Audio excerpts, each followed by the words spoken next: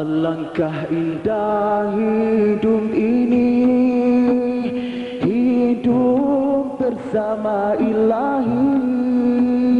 Kehendak Allah difahami, pandai menerima darinya. Alangkah indah hidup ini, hidup bersama ilahi. Kehendak Allah difahami, pandai menerima darinya. Bijak menggunakan ni'matnya, ia dianggap ibadah. Semua diberi pahala, tarbiyah Allah berhikmah. Sabar dengan ujian, tanpa hisab akan diganjari. Nikmat yang diberi memudahkan untuk berbakti, merasai pemberiannya. Itulah tanda bersyukur, akan ditambah lagi nikmat yang diberi. Tersiksa bermujahadah kerana ingin menempuh jalan untuk menuju Allah.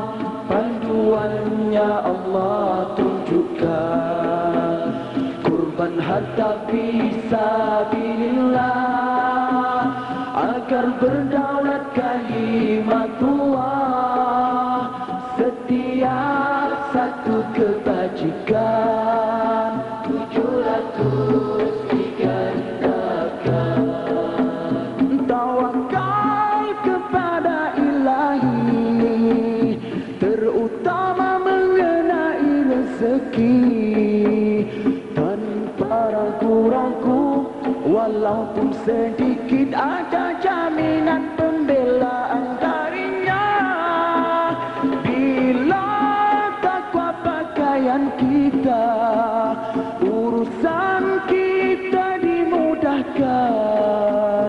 Kerana kita sudah menjadi ahlilah, begitu indah hidup bersama Tuhan.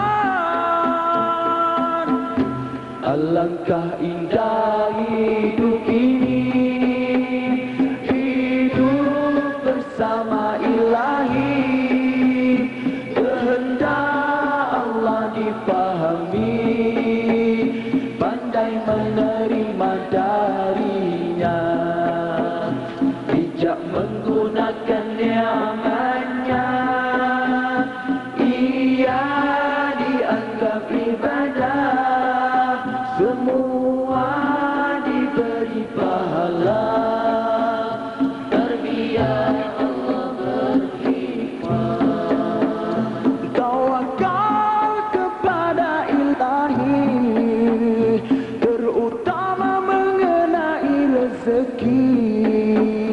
Tanpa ragu-ragu, walaupun sedikit, ada jaminan pembelaan darinya. Bila takwa pakaian kita, urusan kita dimudahkan. Kerana kita sudah menjadi ahlilah, begitu indah hidup bersama Tuhan.